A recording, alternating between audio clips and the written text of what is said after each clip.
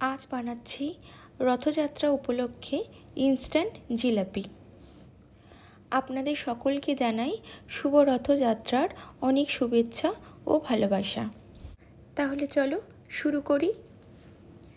প্রথমে sugar syrup তৈরি করে নেব।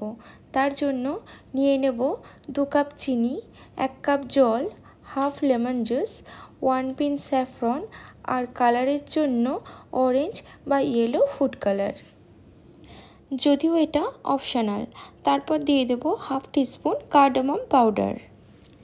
দিয়ে খুব ভালো করে নাড়াচাড়া করে যেতে হবে যতক্ষণ না একটা চিটচিটে ভাব আসে। একটা তারের মতন চিটচিটে ভাব আসলে তখন বুঝতে হবে আমাদের সুগার সিরাপ তৈরি। এবার ব্যাটারের জন্য নিয়ে নেব 1 কাপ ময়দা। ময়দাটা খুব ভালো করে চেলে নেব। তারপর তাতে দিয়ে দেব হাফ টিস্পুন নুন, 1 প্যাকেট ইনো আর 1 টিস্পুন ঘি দিয়ে হাত দিয়ে খুব ভালো করে মিশিয়ে ময়ান দিয়ে নিতে হবে।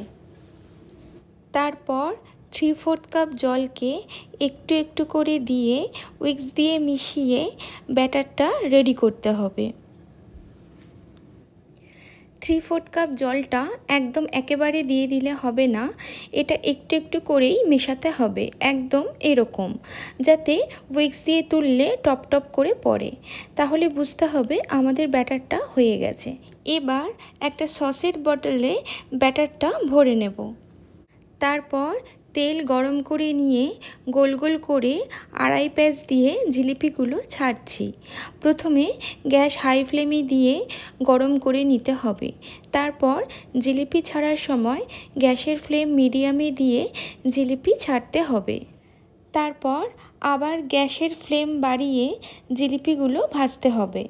এক পিঠ হয়ে গেলে উল্টিয়ে লাল লাল করে ভেজে তেল থেকে ছেঁকে তুলে তৈরি করে রাখা গরম রসের মধ্যে দিয়ে দেব। রসটা যেন ঠান্ডা না হয়, হালকা যেন গরম থাকে।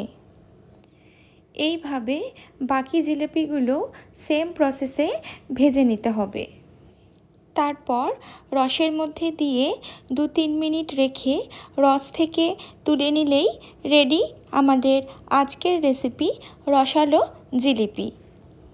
শেষে একটু আমন্ড, পেস্তা ও স্যাফরন দিয়ে গার্নিশ করে নিয়েছি। আজকের রেসিপি আপনাদের কেমন লাগলো কমেন্ট সেকশানে অবশ্যই জানাবেন। আজকের মতো এইটুকুই, আবার আসবো অন্য কোনো নতুন রেসিপি নিয়ে।